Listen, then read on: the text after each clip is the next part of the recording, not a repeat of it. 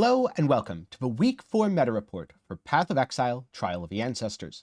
Today, we're going to be talking about ways in which players are using the new support gems to potentially break the meta. I know a lot of people have been saying, hey, all the builds seem the same. And to an extent, yes, that's true.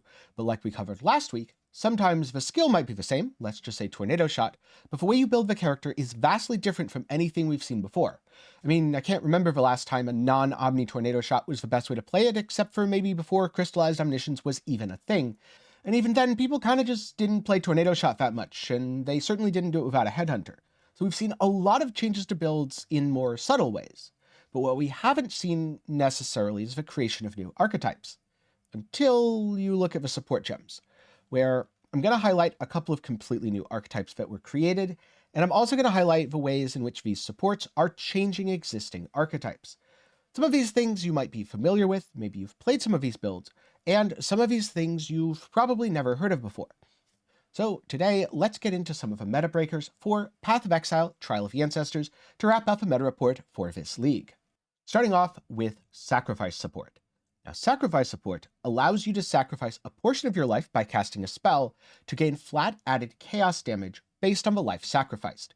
The more life you have, the better the sacrifice, which is why we've seen the rise of a life stacking archetype. There's been a lot of, I'd say, soft support for life stacking that's kind of been added to and added to and added to. We saw the reworked Wrathpith Globe, we saw Dissolution of the Flesh, all sorts of things that did support life stacking.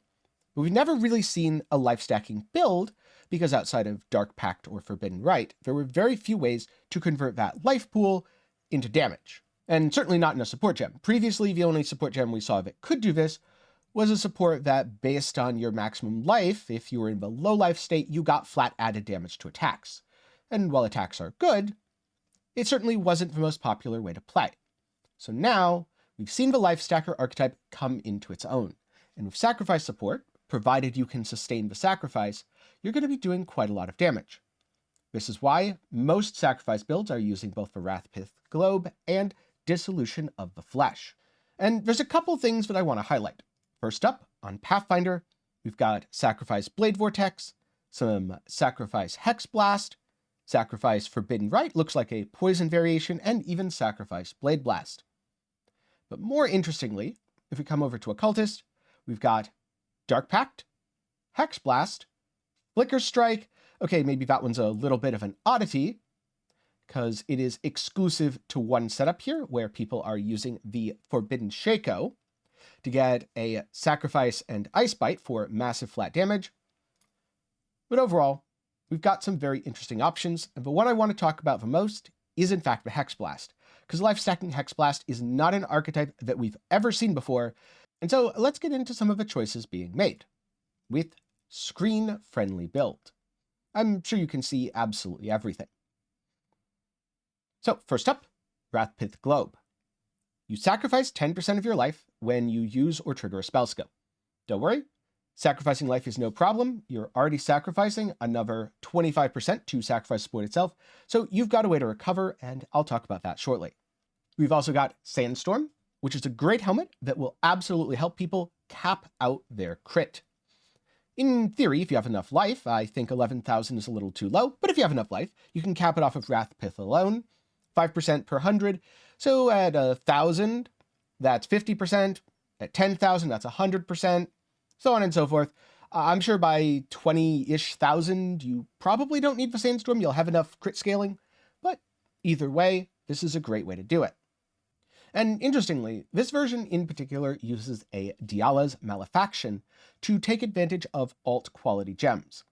So green sockets, the gem has 30% quality. You've got something like Divergent Hypothermia, lowering enemy cold resistances by as much as possible. Whereas over here, on Awakened Unleash or on Hexblast itself, you've got a red socket giving +2 to gem level.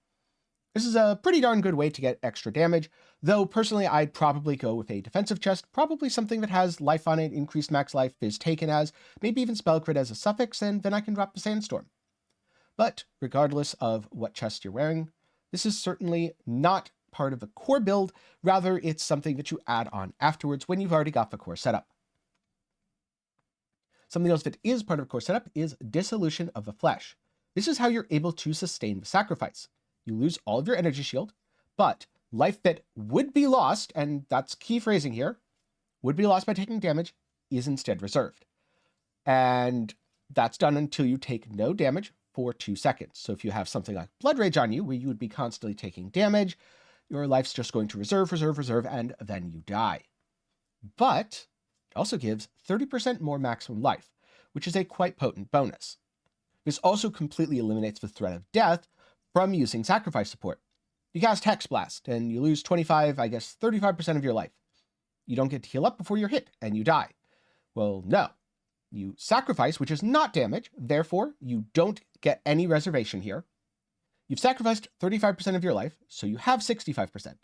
And 10% is reserved, but the other 90% is free for reservation. Unfortunately, you can't re-sacrifice life that's missing. So you need a way to recover, and that is Eternal Youth.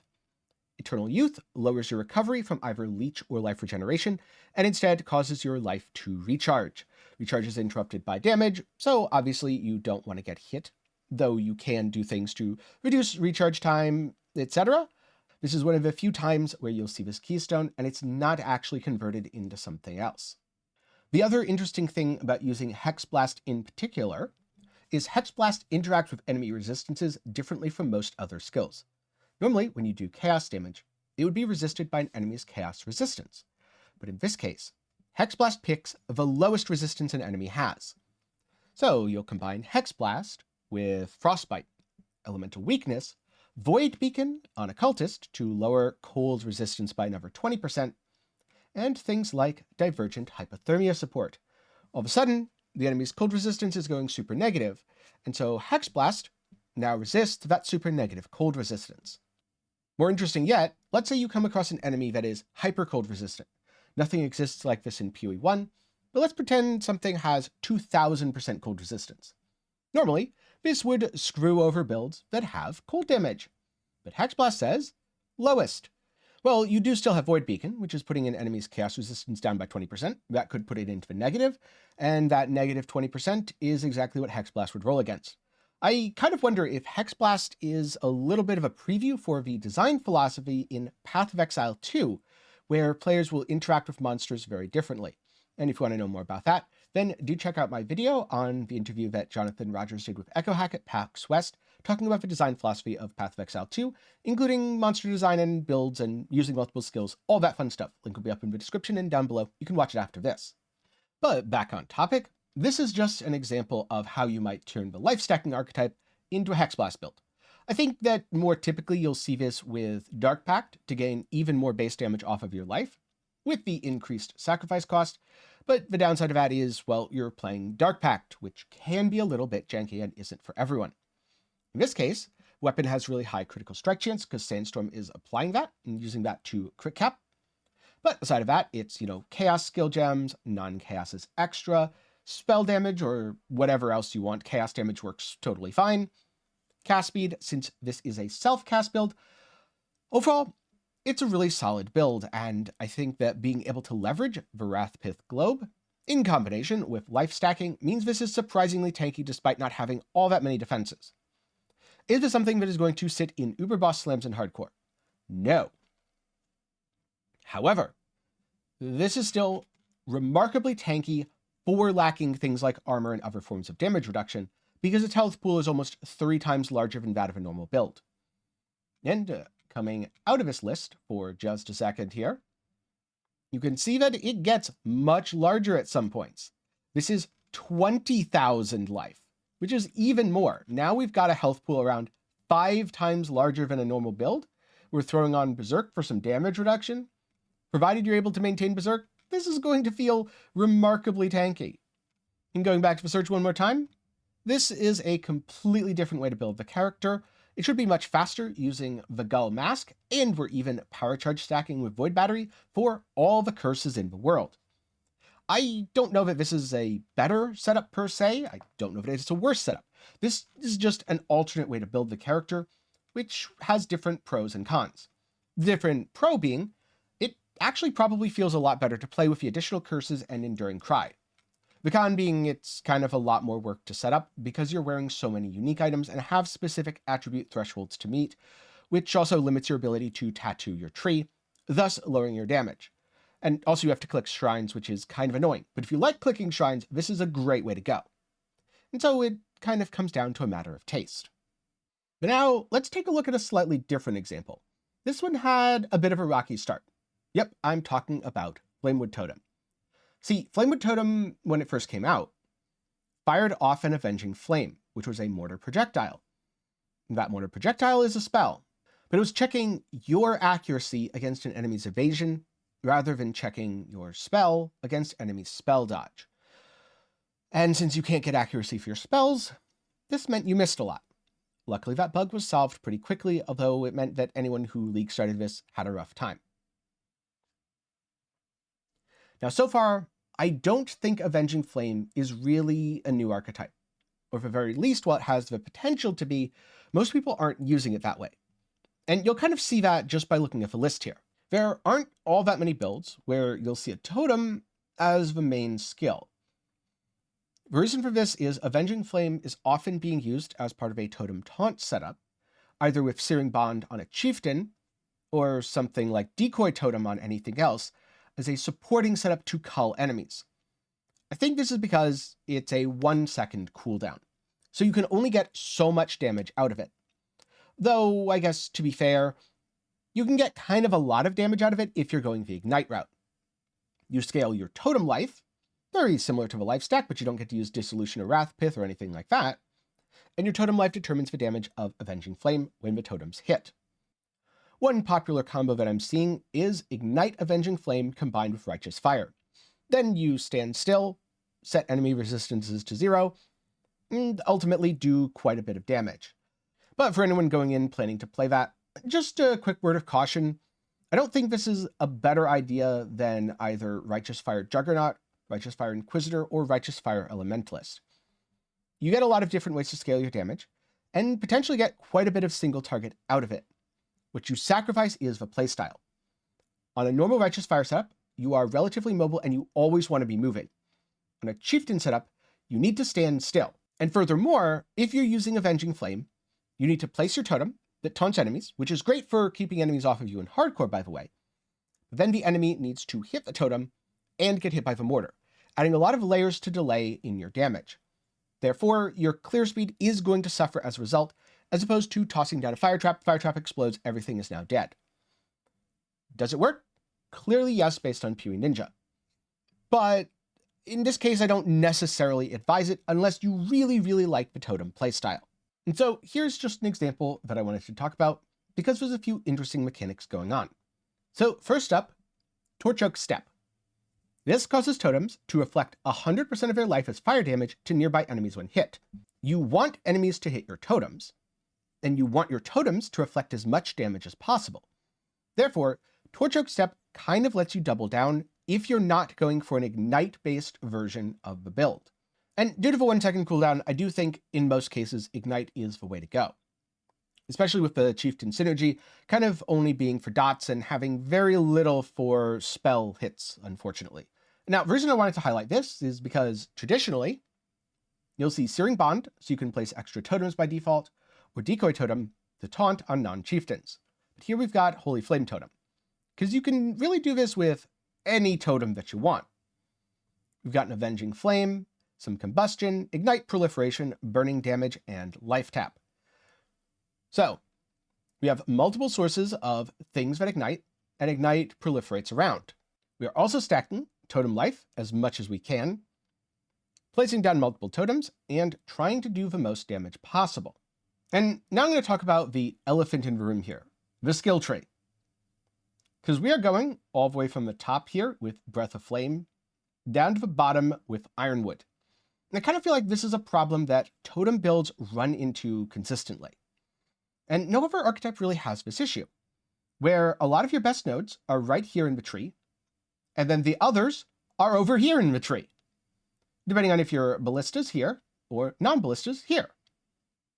I kind of feel like a lot of a totem node should be just a little bit more centralized, maybe kind of like how Mace stuff is, because otherwise you have to go through a lot of travel, and unfortunately that is a tax on your build. So while this setup is interesting for using the Torch Oak steps, And that tree is kind of the epitome of why it's a little bit awkward to build into Avenging Flame, especially with a 1-second cooldown, so for hit base, you really have to hit very, very hard in one-shot packs. Now, here's an example of a build that isn't using Avenging Flame as the primary skill. We've got an Annihilating Light, we're Holy Flame Totem for damage. This is clearly a hit-based setup, and honestly, probably hits extremely hard, because I'm guessing this is the damage of one totem. So, overall, a pretty neat setup. But Avenging Flame is here to combust enemies, and on Searing Bond probably provides some marginal amount of DPS. Because Searing Bond has the +3 to maximum number of summoned totems, it doesn't conflict with the Holy Flame totems. So you can put down both, and it's not an issue, which is really neat. This is a cool way to get enemies to potentially attack your totems. I'm not 100% sure how things are being taunted. I have to pull the build into PoE, look at it more. But you do need something to actually hit your totems to get this to work. Then it triggers Avenging Flame, combusts enemies, works really, really well. The setup is definitely a little bit unconventional, but it's also quite cool. And I kind of feel like Avenging Flame and Flamewood Totem in general could use just a little bit of adjustment. The core concept of you use Totem Life to scale mortars that your totems fire, that are an AoE projectile that can overlap, all that, really cool. I kind of wonder if having totems automatically taunt would be too powerful. Build it into the support. That might be one way to lower the opportunity cost. Another way would be to reduce the cooldown. Because at 1 second, even if you get a lot of cooldown recovery rate, it's not that easy to scale. And so personally, I'd like to see that lowered to maybe half a second, and possibly have some slight damage adjustments to compensate if GGG feels that's necessary. That way you can at least use it reasonably well for clear. Obviously, it's not going to be anything like the 10 triggers per second that you can get with Cast on Crit, but it won't feel nearly as bad as it does, and I think a lot less people will feel reliant on Ignite proliferation if they're going to be using Flamewood. So, somewhat of a trouble gem. I don't think it's quite broken into the new archetype creation or meta breaker yet, but I want to keep an eye on it, because Impale was exactly like this at one point in its history. When Impale was first implemented, it wasn't quite there. There were a lot of cool concepts, and it was almost good enough. Then, more support for Impale came in. Ascendancies got reworked. Additional unique items got added to the game. All of a sudden, Impale was absolutely insane, and it took over the meta, and it was so good that it got nerfed repeatedly, and now it's just okay. I could absolutely see Flamewood coming out of nowhere and being the new Explodey Totem build in the future if it continues to get archetype support. So, we'll just have to see what the future brings. And last but not least, Spellblade support. Now, Spellblade applies a portion up to 140% of your main hand melee weapon damage, the local modifiers on the weapon, to a spell. Normally, spells scale off of global modifiers, something like +1 to level of all blah blah blah blah blah, or plus spell damage, plus spell crit, global critical strike multiplier. Global's in the name. In this case, the local modifiers, specifically the damage range, is being used to scale your spell. Now, the weapon's attack speed doesn't matter, doesn't apply to your cast speed. The weapon's crit rate doesn't apply unless you're wearing Sandstorm. But it does mean you get to do some really interesting stuff. And there are cases where you can go really far with this. Say by using Energy Blade, because Energy Blade gives you a weapon with an absolutely massive damage range, based exclusively on how much energy shield you have. There's a pretty popular setup on Inquisitor, using the Wrathpith Globe to scale your max life, using the Ivory Tower to turn life into energy shield, and stat stacking to really double down on that, because you get life per strength, and energy shield per strength, and accuracy per intelligence, and also evasion per intelligence. Not that these builds tend to have any meaningful level of evasion, but by stacking strength and int, usually in roughly equal measure, you're able to get a massive energy shield pull. I mean, 20,000? Come on. There was a time when people would have said, what are you doing? How do you have 20,000 energy shield? That's insane. In fact, it reminds me a lot of the pre-nerf energy shield builds. So we are seeing a lot of setups with this because you can cap out your accuracy, which is great for cast on crit. You can get 100% crit strike chance on your spells, and Energy Blade provides almost limitless damage. I know this says 2000 DPS. That's just because the game, or more accurately, Path of Building, doesn't know how to calculate Energy Blade. This is millions and millions, tens, possibly even 100 million DPS. And the whole thing works by having Ivory Tower, and then using Coruscating Elixir so that chaos damage doesn't bypass your energy shield and instantly kill you. And this is a trader setup, so one of the notables on the tree is being overwritten, turned into the trader. For every empty flask space here, you get flask charges. So these are up 100% of the time. It's kind of sort of Pathfinder in a bottle. And reason for Inquisitor is to double dip with Battle Mage. So Battle Mage applies the damage of your main hand weapon. Main hand weapon is Energy Blade, which is a massive amount of damage. So this isn't 140% of this applied to spells, it is 240%. In a lot of cases, I actually wouldn't advise doing this, because in a lot of cases, when you have high base damage from something like Battle Mage, you want multiplicative increases, more multipliers on your damage. But Spellblade is 140%, which I was not expecting. That's way bigger than I was expecting. It also works with dual wielding, which is kind of insane. And because you're able to get so darn much of this, it's actually worth it to double dip. We've also seen the very interesting glimpse of Chaos Helmet used here, where skills fire an additional projectile, great for Ice Spear. You can effectively corrupt this as many times as you want. The downside is sometimes those explicit modifiers will go away, and sometimes you get really cool and unique implicit modifiers. So increased maximum life, good for this build, maximum mana. I'm kind of surprised, maybe it's just due to expense, that wasn't rolled off entirely. Might as well keep your cold res. Increased global maximum energy shield, absolutely worth the lightning res sacrifice. Then your chaos resistance is 0, which means your chaos resistance cannot go into the negatives, but it also can't go into the positives, so you're a little bit vulnerable to damage. I don't think I'd use Glimpse of Chaos personally unless I could roll some of these more negative modifiers off, but it's a cool concept, and having chaos resistance as 0 does at least allow you to control for the amount of damage you take, especially if you get poison immunity.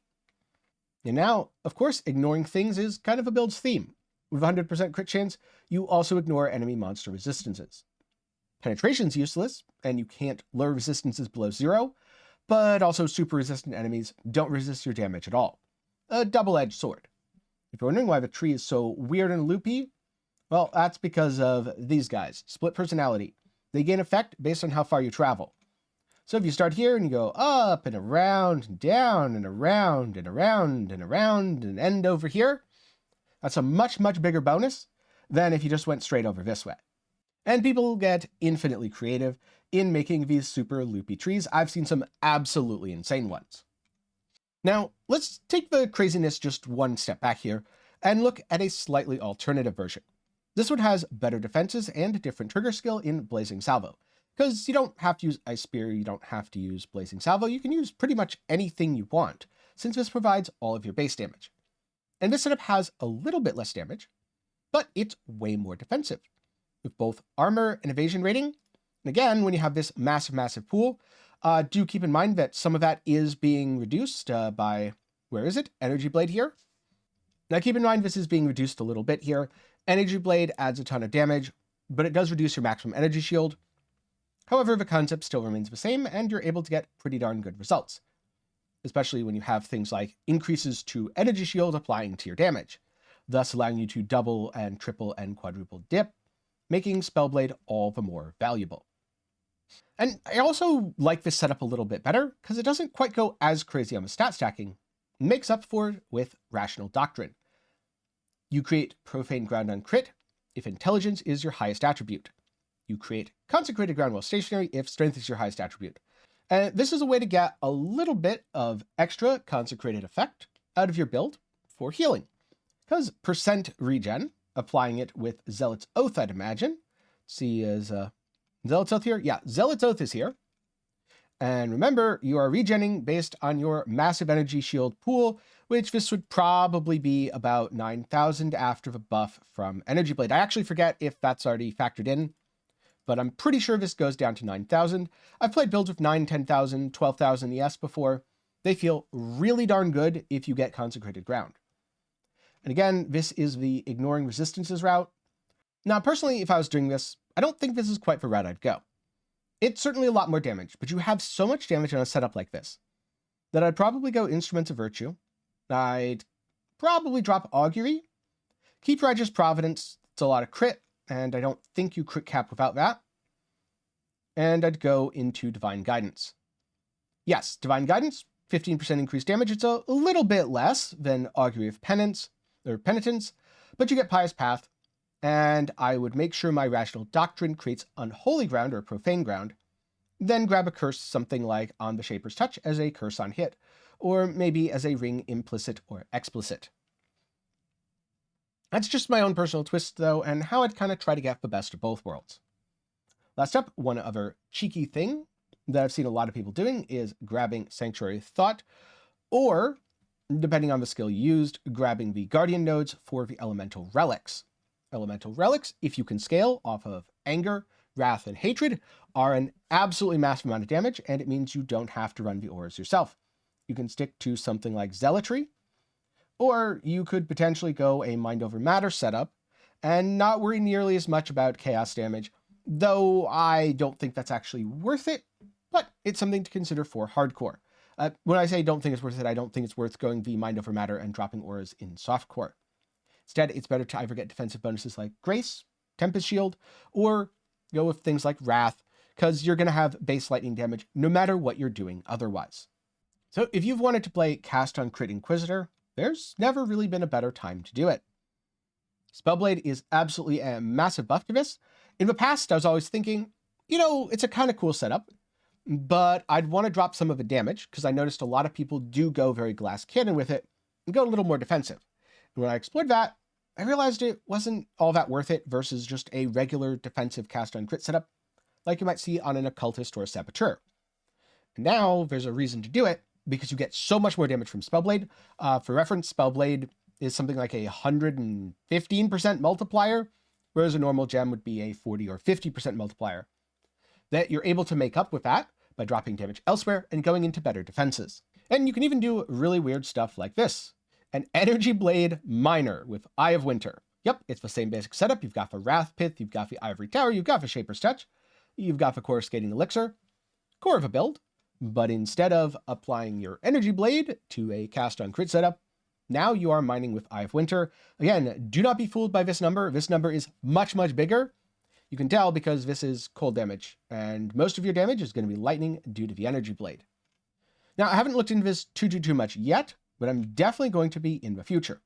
Oh, and last thing to note, the Agnostic, maximum energy shield is 0, blah, blah, blah, blah, blah. That's not the Agnostic. That's what's being converted over by the Brutal Restraint. And so those are my thoughts on 3 builds that I could absolutely see taking over the meta in Trial of the Ancestors. I know that a lot of people are probably wondering what about the Black Hole build that's really good for trial farming. Because that's good for trial farming, I don't ever see it becoming truly meta. But if we're talking about a sacrifice build, not only are you able to get pretty absurd defenses through life stacking, you're able to get absurd damage as well, and it's not all that difficult to put together. Flamewood, I don't think is there quite yet. Maybe that's just something I've misunderstood. I've seen a couple of really cool setups that are even uber boss viable. I just don't see it taking on that much popularity due to the innate jank of the build. Then again, for a while, Impale was exactly the same way. And then Impale got more support, it got things like Call of Steel, and all of a sudden it completely blew up and took over. And last up, the Energy Blade stuff, it's always been around. People have played it for a long time, but again, it felt more niche, and now with Spellblade, it's coming into its own, and I could see it being the default or meta way to play cast on crit builds going forward, since Spellblade is an absolutely massive buff, and again, it's relatively easy to assemble, at least compared to some of the Forbidden Rite cast on crit stuff that I've done in the past. And so with that, I'm bringing the Week 4 meta report for Trial of the Ancestors to a close. I hope you've enjoyed the meta report series. If you have, do be sure to get subscribed. Maybe leave a like while you're down there, as the series will be coming back next league. And in the meantime, I've got more content on the builds I'm playing, one of which might be inspired by something that I talked about today. And of course, if you want to know more about the meta report, you can always watch one of the previous episodes from week 1, 2, or 3, and read all about it over at Maxwell GG. With that said, I'm curious, have you experimented at all with the new support gems? And if so, what did you do and did it work out? Be sure to leave some of your thoughts down in the comments below. And of course, before I go, a special thanks to my patrons and channel members for the continued support. For as low as $1 a month, you can help make videos just like this one possible. Link to support is down in the description. But with that said, I hope you've enjoyed the meta report. I always like talking about builds, learning new things. There have been plenty of meta reports where I went into it thinking, oh, this is exactly how this worked. And then I learned about a really intricate niche interaction that I never would have been aware of if I didn't do this series. So I hope you learned something. Maybe you'll get to teach me something. It's always a good time, and I'll see you again sometime soon.